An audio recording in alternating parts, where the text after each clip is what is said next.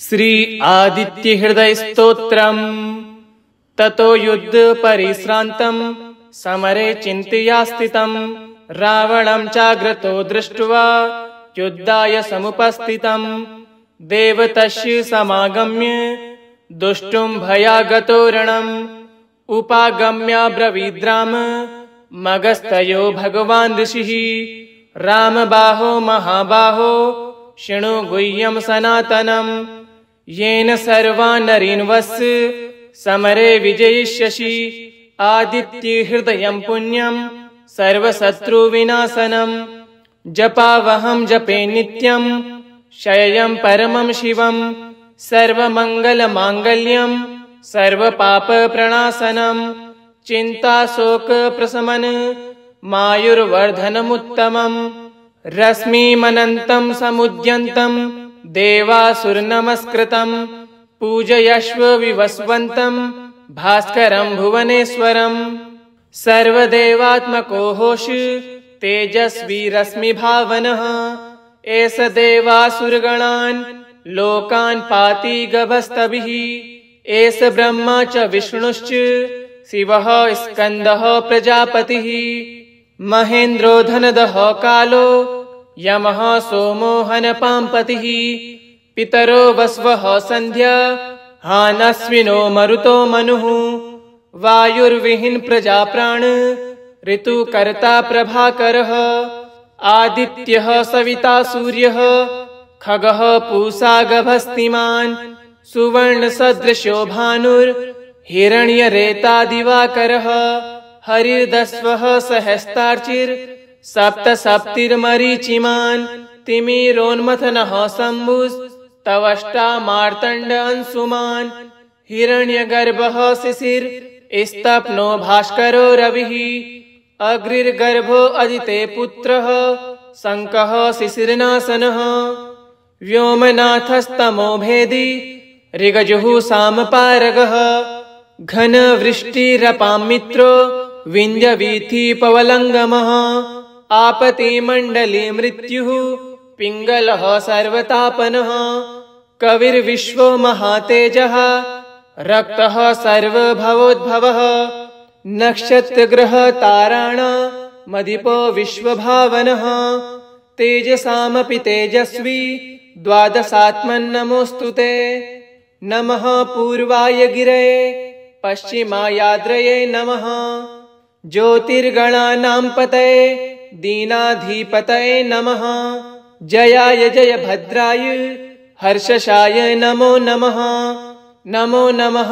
सहस्रांशो आदित्याय नमो नमः नम उग्राय वीराय सारंगाय नमो नमः नमः पद्म प्रबोधाय मार्तण्डाय नमो नमः ब्रह्मेशानाच्युतेशाय सूर्यायादित्यवर्चसे भास्वते सर्वभक्ष्याय रौद्राय वपुषे नमः तमोघ्नाय हिमग्नाय शत्रुघ्नायामितात्मने कृतघ्नाय देवाय ज्योतिषाम्पतये नमः तप्तचामीकराभाय वहन्ये विश्वकर्मणे नमस्तमो अभिनिघ्नाय रुचये लोकसाक्षिणे नाशयत्येष वैभूतं तदेव सर्जति प्रभुः पायत्येष तपत्येष वर्षत्येष गभस्तभिः एष सुप्तेषु जागृति भूतेषु परिनिष्ठितः एष एवाग्निहोत्रं च फलं चैवाग्निहोत्रिणां वेदाशकृतवश्चैव कृतूनां फलमेव च यानि कृत्यानि लोकेषु सर्व एष रविः प्रभुः एनमापत्सु कृच्छेषु कान्तारेषु भयेषु च कीर्तयन् पुरुषः किञ्चिन् न वसीदति राघवः पूजयश्वेनमेकाग्रो देवदेवं जगत्पतिम् एतत् त्रिगुणितं जपत्वा युद्धेषु विजयिष्यसि अस्मिन् क्षणे महाबाहो रावणं त्वं वधिष्यसि एवमुक्त्वा तदागतस्यो जगाम च यथागतम् एतत् श्रुत्वा महातेजा नष्टशोको भवस्तदा धारयामास सुप्रीतो राघवः प्रियतात्मवान् आदित्यं प्रेक्ष्य जपत्वा तु परं हर्षं वात्ववान् तिरिराज्ञ शुचिर्भूत्वा धनुरादाय वीर्यवान् रावणं प्रेक्ष्य हृष्टात्मा युद्धाय समुपागमत् सर्वयत्नेन महता वधे तस्य धृतोऽभवत् अथ रविरवन्दत्रिक्षरामं मुदितमनः परं प्रहक्ष्यमाणः निशिचरपतिं संशयं विदित्वा सुरगणमध्ये गतो वचस्वरेति ततो युद्धपरिश्रान्तं समरे चिन्तया स्थितं रावणं चाग्रतो दृष्ट्वा युद्धाय समुपस्थितं देवतस्य समागम्य दुष्टुं भयागतो रणम् उपागम्याब्रवीद्राम मगस्तयो भगवान् ऋषिः रामबाहो महाबाहो शृणु गुह्यं सनातनं येन सर्वान् नरीन् वस्य समरे विजयिष्यसि आदित्य हृदयं पुण्यं सर्वशत्रुविनाशनं जपावहं जपे नित्यं शय्यं परमं शिवं सर्वमङ्गलमाङ्गल्यं सर्वपापप्रणाशनं चिन्ताशोकप्रशमन मायुर्वर्धनमुत्तमं रश्मिमनन्तं समुद्यन्तं देवासुरनमस्कृतं पूजयस्व विवस्वन्तं भास्करं भुवनेश्वरं सर्वदेवात्मको होष तेजस्वी रश्मिभावनः एष देवासुरगणान् लोकान् पाति गभस्तभिः एष ब्रह्मा च विष्णुश्च शिवः स्कन्दः प्रजापतिः महेन्द्रो धनदः कालो यमः सोमो हनपाम्पतिः पितरो वस्वः सन्ध्या हानश्विनो मरुतो मनुः वायुर्विहीन प्रजाप्राण ऋतुकर्ता प्रभाकरः आदित्यः सविता सूर्यः खगः पूषा गभस्तिमान् सुवर्णसदृशो भानुर्हिरण्यरेता दिवाकरः हरिर्दस्वः सहस्तार्चिर् सप्तसप्तिर्मरीचिमान् तिमिरोन्मथनः शम्भुस्तवष्टा मार्तण्ड अंशुमान् हिरण्यगर्भः शिशिरस्तप्नो भास्करो रविः अग्निर्गर्भो अदिते पुत्रः शङ्कः शिशिरनाशनः व्योमनाथस्तमो भेदी ऋगजुः सामपारगः घनवृष्टिरपां मित्रो विञ्जवीथिपवलङ्गमः आपतिमण्डले मृत्युः पिङ्गलः सर्वतापनः कविर्विश्वो महातेजः रक्तः सर्वभवोद्भवः नक्षत्रग्रहताराणामधिपो विश्वभावनः तेजसामपि तेजस्वी द्वादशात्मन्नमोऽस्तु ते नमः पूर्वाय गिरये पश्चिमायाद्रये नमः ज्योतिर्गणानां पतये दीनाधिपतये नमः जयाय जयभद्राय हर्षशाय नमो नमः नमो नमः सहस्रांशो आदित्याय नमो नमः नमो उग्राय वीराय सारंगाय नमो नमः नमः पद्मप्रबोधाय मार्तण्डाय नमो नमः ब्रह्मेशानाच्युतेशाय सूर्यायादित्यवर्चसे भास्वते सर्वभक्ष्याय रौद्राय वपुषे नमः तमोघ्नाय हिमग्नाय शत्रुघ्नायामितात्मने कृतघ्नाय देवाय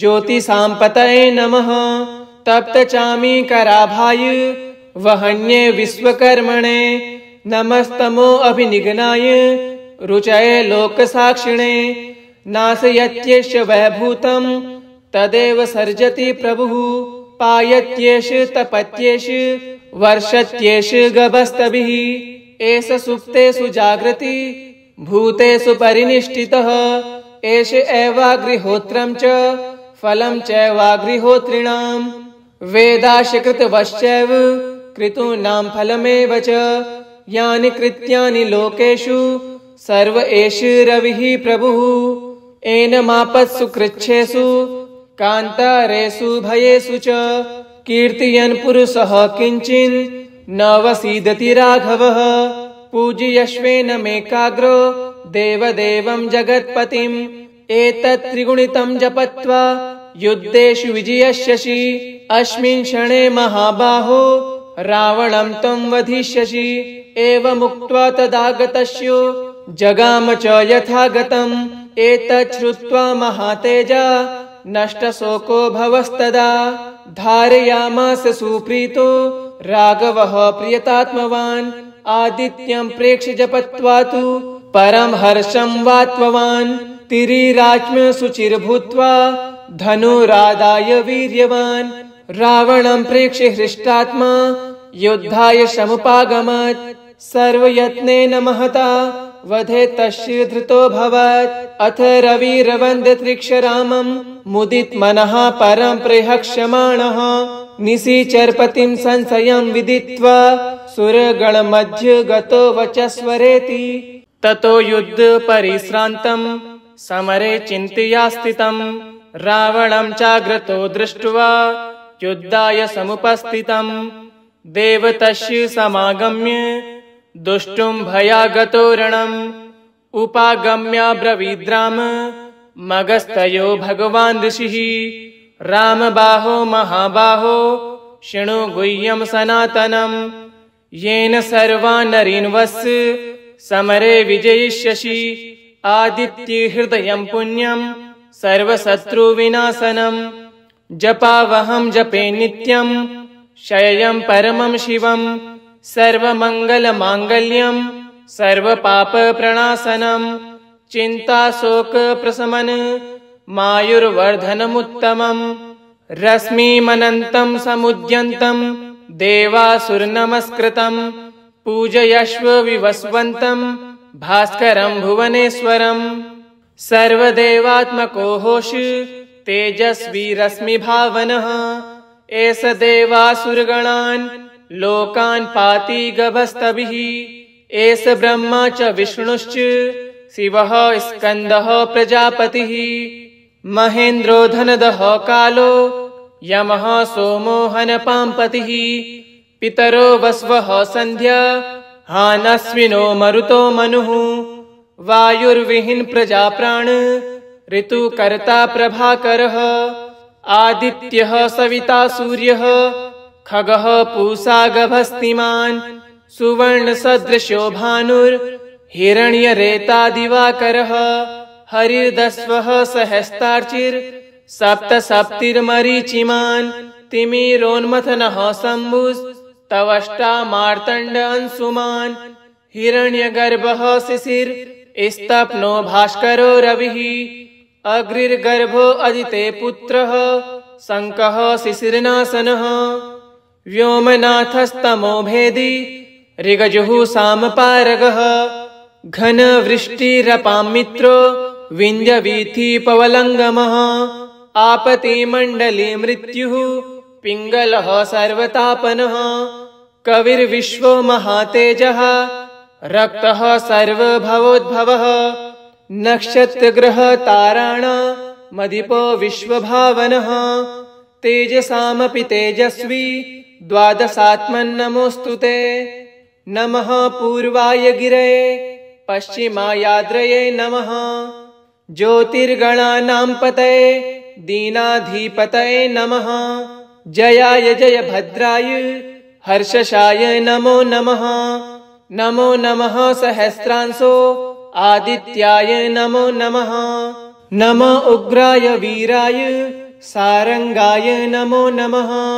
नमः पद्मप्रबोधाय मार्तण्डाय नमो नमः ब्रह्मेशानाच्युतेशाय सूर्यायादित्यवर्चसे भास्वते सर्वभक्ष्याय रौद्राय वपुषे नमः तमोघ्नाय हिमग्नाय शत्रुघ्नायामितात्मने कृतघ्नाय देवाय ज्योतिषाम्पतये नमः तप्तचामीकराभाय वहन्ये विश्वकर्मणे नमस्तमो अभिनिघ्नाय रुचये लोकसाक्षिणे नाशयत्येष वैभूतं तदेव सर्जति प्रभुः पायत्येष तपत्येष वर्षत्येष गभस्तभिः एष सुप्तेषु जागृति भूतेषु परिनिष्ठितः एष एवाग्निहोत्रं च फलं चैवाग्निहोत्रिणाम् वेदाश्च कृतवश्चैव कृतूनां फलमेव च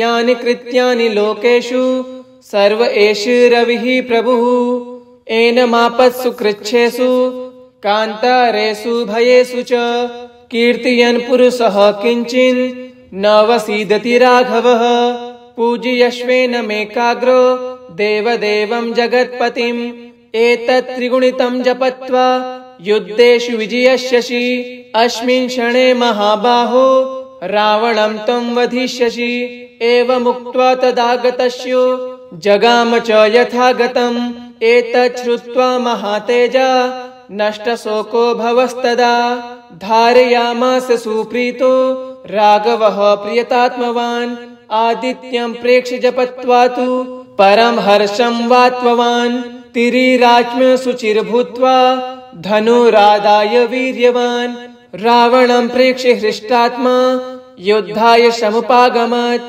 सर्वयत्नेन महता वधे तस्य धृतोऽभवत् अथ रविरवन्द्यत्रिक्षरामं मुदित मनः परं प्रहक्ष्यमाणः निशिचरपतिं संशयं विदित्वा सुरगणमध्ये गतो वचस्वरेति ततो युद्ध परिश्रान्तं समरे चिन्तया स्थितं रावणं चाग्रतो दृष्ट्वा युद्धाय समुपस्थितं देवतस्य समागम्य दुष्टुं भयागतो रणम् उपागम्याब्रवीद्राम मगस्तयो भगवान् ऋषिः रामबाहो महाबाहो शृणु गुह्यं सनातनम् येन सर्वान् नरीन् वस्य समरे विजयिष्यसि आदित्य हृदयं पुण्यं सर्वशत्रुविनाशनम् जपावहं जपे नित्यं शय्यं परमं शिवम्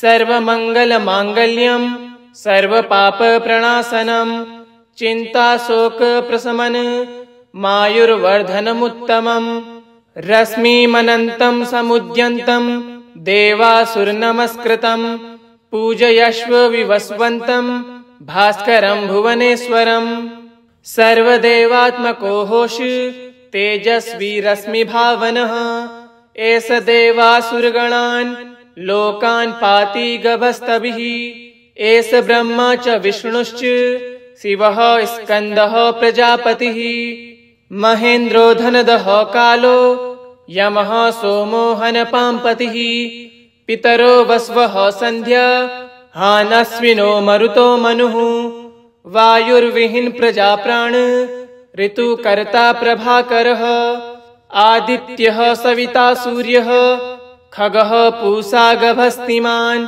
सुवर्णसदृशो भानुर्हिरण्यरेता दिवाकरः हरिर्दस्वः सहस्तार्चिर् सप्तसप्तिर्मरीचिमान् तिमिरोन्मथनः शम्भुस्तवष्टा मार्तण्ड अंशुमान् हिरण्यगर्भः शिशिर्स्तप्नो भास्करो रविः अग्निर्गर्भो अदिते पुत्रः शङ्कः शिशिरनाशनः व्योमनाथस्तमो भेदी ऋगजुः सामपारगः घनवृष्टिरपां मित्रो विञ्जवीथिपवलङ्गमः आपतिमण्डले मृत्युः पिङ्गलः सर्वतापनः कविर्विश्वो महातेजः रक्तः सर्वभवोद्भवः नक्षत्रग्रहताराणामधिपो विश्वभावनः तेजसामपि तेजस्वी द्वादशात्मन्नमोऽस्तु ते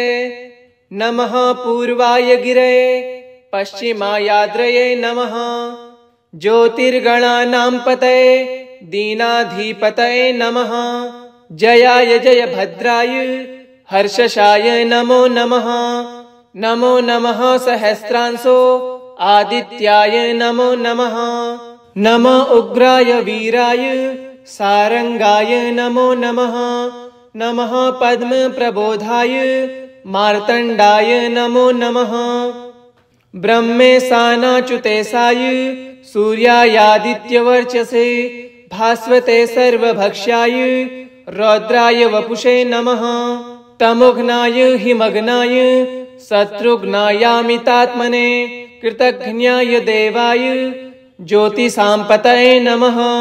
तप्तचामीकराभाय वहन्ये विश्वकर्मणे नमस्तमो अभिनिघ्नाय रुचये लोकसाक्षिणे।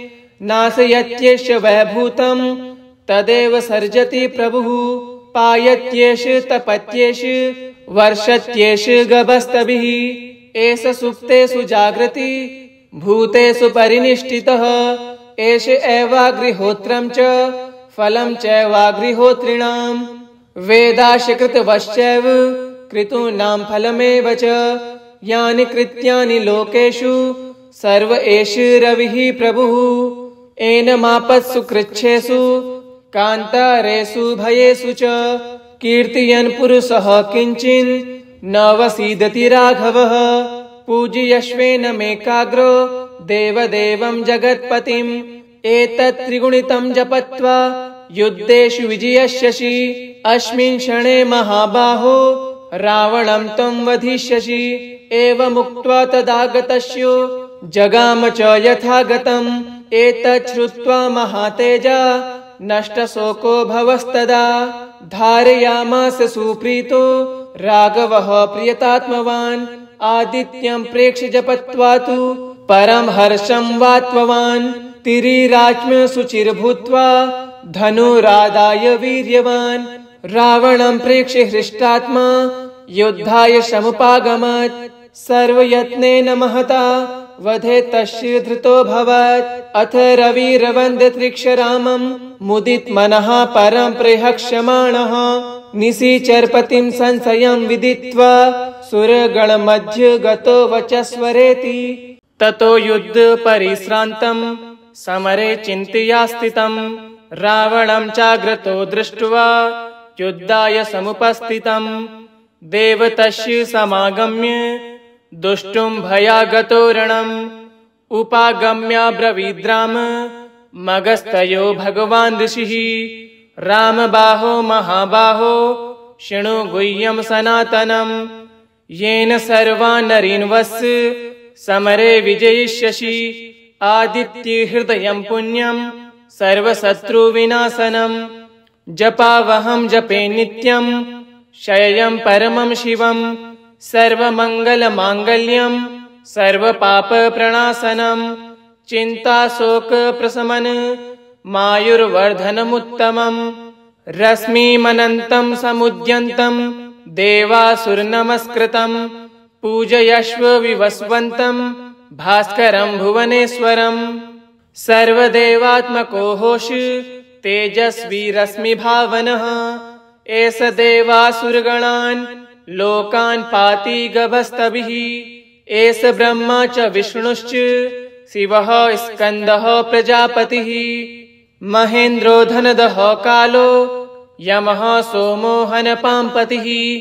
पितरो वस्वः सन्ध्या हानश्विनो मरुतो मनुः। वायुर्विहीन प्रजाप्राण ऋतुकर्ता प्रभाकरः। आदित्यः सविता सूर्यः खगः पूषा गभस्तिमान्। सुवर्णसदृशो भानुर्हिरण्यरेता दिवाकरः। हरिर्दस्वः सहस्रार्चिर् सप्तसप्तिर्मरीचिमान्। तिमिरोन्मथनः शम्भुस्तवष्टा मार्तण्ड अंशुमान्। हिरण्यगर्भः शिशिर स्तप्नो भास्करो रविः। अग्निर्गर्भो अदिते पुत्रः शङ्कः शिशिरनाशनः। व्योमनाथस्तमो भेदी ऋगजुः सामपारगः। घनवृष्टिरपां मित्रो विन्ध्यवीथिपवलङ्गमः। आपतिमण्डले मृत्युः पिङ्गलः सर्वतापनः। कविर्विश्वो महातेजः रक्तः सर्वभवोद्भवः। नक्षत्रग्रहताराणामधिपो विश्वभावनः। तेजसामपि तेजस्वी द्वादशात्मन्नमोऽस्तु ते। नमः पूर्वाय गिरये पश्चिमायाद्रये नमः। ज्योतिर्गणानां पतये दीनाधिपतये नमः। जयाय जयभद्राय हर्षशाय नमो नमः। नमो नमः सहस्रांशो आदित्याय नमो नमः। नमो उग्राय वीराय सारंगाय नमो नमः। नमः पद्मप्रबोधाय मार्तण्डाय नमो नमः। ब्रह्मेशानाच्युतेशाय सूर्यायादित्यवर्चसे भास्वते सर्वभक्ष्याय रौद्राय वपुषे नमः।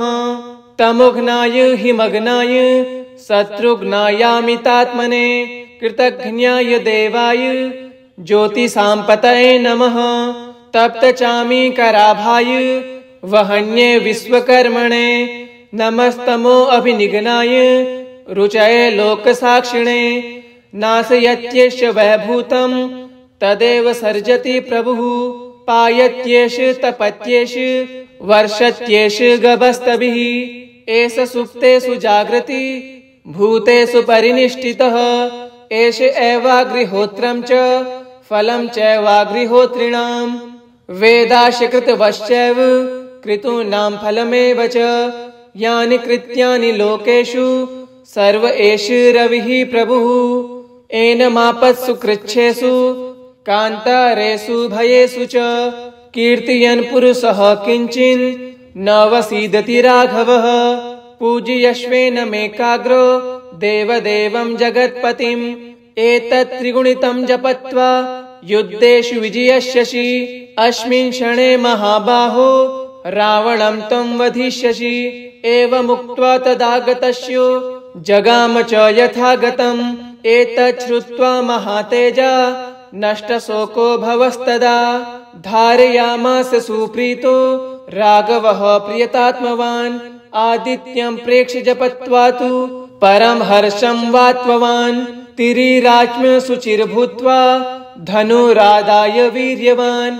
रावणं प्रेक्ष्य हृष्टात्मा युद्धाय समुपागमत्। सर्वयत्नेन महता वधे तस्य धृतोऽभवत्। अथ रविरवन्द्यत्रिक्षरामं मुदितमनः परं प्रहक्ष्यमाणः। निशिचरपतिं संशयं विदित्वा सुरगणमध्ये गतो वचस्वरेति। ततो युद्धपरिश्रान्तं समरे चिन्तया स्थितं। रावणं चाग्रतो दृष्ट्वा युद्धाय समुपस्थितं।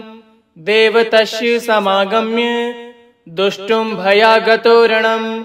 उपागम्याब्रवीद्राम मगस्तयो भगवान् ऋषिः। रामबाहो महाबाहो शृणु गुह्यं सनातनम्। येन सर्वान् नरीन् वस्य समरे विजयिष्यसि। आदित्यहृदयं पुण्यं सर्वशत्रुविनाशनम्। जपावहं जपे नित्यं शय्यं परमं शिवम्। सर्वमङ्गलमाङ्गल्यं सर्वपापप्रणाशनम्। चिन्ताशोकप्रशमन मायुर्वर्धनमुत्तमम्। रश्मिमनन्तं समुद्यन्तं देवासुरनमस्कृतं। पूजयश्व विवस्वन्तं भास्करं भुवनेश्वरम्। सर्वदेवात्मको होष तेजस्वी रश्मिभावनः। एष देवासुरगणान् लोकान् पाति गभस्तभिः। एष ब्रह्मा च विष्णुश्च शिवः स्कन्दः प्रजापतिः। महेन्द्रो धनदः कालो यमः सोमो हनपाम्पतिः। पितरो वस्वः सन्ध्या हानश्विनो मरुतो मनुः। वायुर्विहीन प्रजाप्राण ऋतुकर्ता प्रभाकरः। आदित्यः सविता सूर्यः खगः पूषा गभस्तिमान्।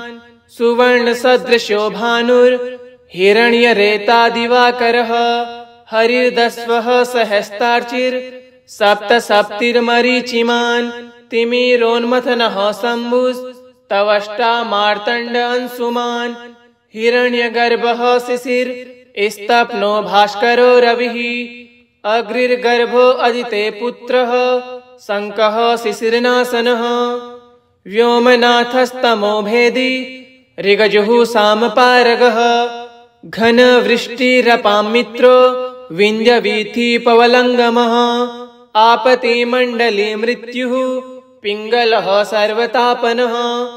कविर्विश्वो महातेजः रक्तः सर्वभवोद्भवः। नक्षत्रग्रहताराणां मदिपो विश्वभावनः तेजसामपि तेजस्वी द्वादशात्मन्नमोऽस्तु ते। नमः पूर्वाय गिरये पश्चिमायाद्रये नमः ज्योतिर्गणानां पतये दीनाधिपतये नमः जयाय जयभद्राय हर्षशाय नमो नमः। नमो नमः सहस्रांशो आदित्याय नमो नमः। नमो उग्राय वीराय सारंगाय नमो नमः। नमः पद्मप्रबोधाय मार्तण्डाय नमो नमः।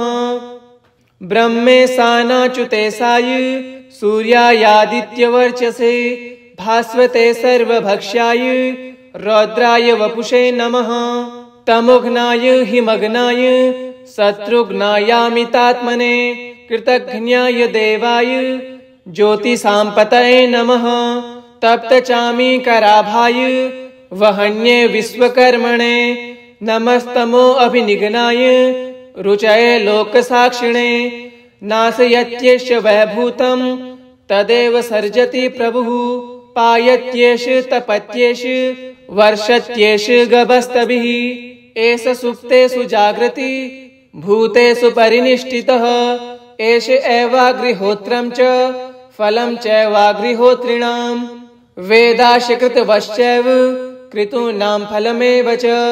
यानि कृत्यानि लोकेषु सर्व एष रविः प्रभुः। एनमापत्सु कृच्छ्रेषु कान्तारेषु भयेषु च कीर्तयन् पुरुषः किञ्चिन् न वसीदति राघवः। पूजयश्वेनमेकाग्रो देवदेवं जगत्पतिम् एतत् त्रिगुणितं जपत्वा युद्धेषु विजयस्यसि। अस्मिन् क्षणे महाबाहो रावणं त्वं वधिष्यसि। एवमुक्त्वा तदागतस्य जगाम च यथागतम्। एतत् श्रुत्वा महातेजा नष्टशोको भवस्तदा। धारयामास सुप्रीतो राघवः प्रियतात्मवान् आदित्यं प्रेक्ष्य जपत्वा तु परं हर्षं वात्मवान्। तिरिराज्ञ शुचिर्भूत्वा धनुरादाय वीर्यवान् रावणं प्रेक्ष्य हृष्टात्मा युद्धाय समुपागमत्। सर्वयत्नेन महता वधे तस्य धृतोऽभवत्। अथ रविरवन्द्यत्रिक्षरामं मुदितमनः परं प्रहक्ष्यमाणः निशिचरपतिं संशयं विदित्वा सुरगणमध्ये गतो वचस्वरेति। इति श्री आदित्यहृदयं स्तोत्रं सम्पूर्णम्।